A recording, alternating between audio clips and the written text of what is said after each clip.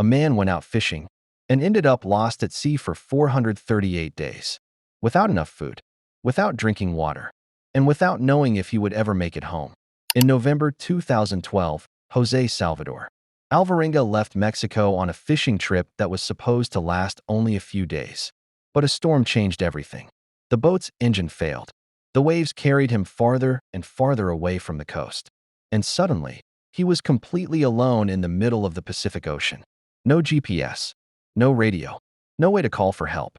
Days passed, then weeks, then months.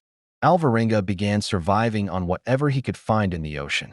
He ate fish, turtles, and seabirds. When it rained, he tried to collect water to drink. But the biggest problem was that nobody knew where he was. Authorities searched for the boat for some time, but found nothing. His family began to believe he was dead. Meanwhile, Alvarenga continued drifting across the ocean. One day became 100. 100 became 200. And the months kept passing. The boat traveled thousands of miles across the ocean. Until, after more than a year, something unbelievable happened. In January 2014, Alvarenga spotted land. His boat drifted toward a small island in the Marshall Islands. He had finally made it. When the locals found him, they could barely believe what they were seeing.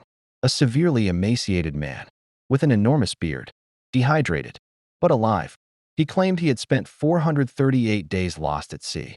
At first, some people doubted his story, but investigators examined the case and found evidence supporting his account.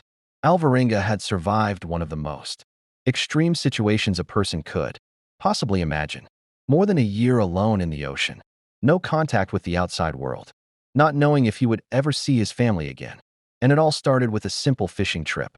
He went out to sea expecting to return a few days later, but he only came back 438 days later. A story so unbelievable that it sounds made up. But it really happened.